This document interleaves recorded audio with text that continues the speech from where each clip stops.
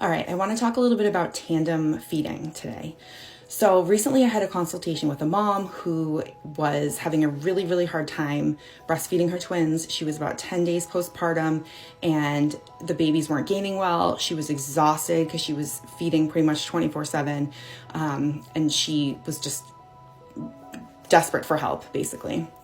So we went through her history, trying to figure out what was going on. Everything looked fine. And then she told me she was tandem feeding for all of the feedings. And right there, I knew that was probably the main problem.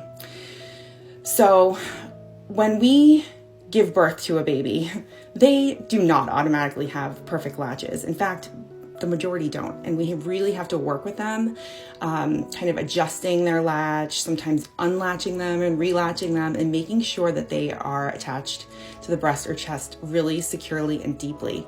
If they are not securely and deeply latched to the breast, they're not going to get very much milk.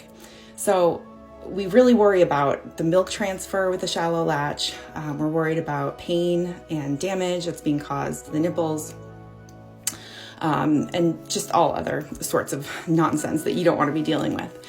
So the best thing to do is to work with each baby individually until you feel like they are getting the idea of the latch, and that you, especially for first-time parents, that you're getting the hang of latching them correctly.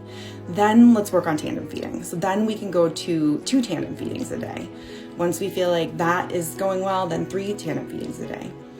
I always recommend to start with the beginning feedings in the morning and then work your way down through the day as you keep adding in the tandem feedings.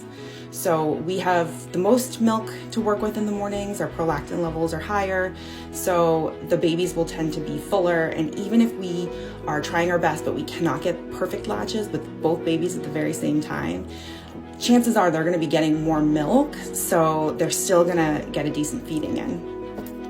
Work your way through the day until you get to the evening hours. Now, I leave evening feedings for last, and I know that seems counterintuitive, but if we are running on exhaustion, sleep deprivation, and a lack of patience, trying to get 2 newborns latched in a tandem feeding session in the middle of the night is just its own special type of experience. So unless you are really doing great with those tandem feedings and everything feels like it's going well, then leave those for last. Follow me for more tips and information on feeding twins and triplets. I am Lindsay Castiglione. I'm a multiple specialist IPCLC.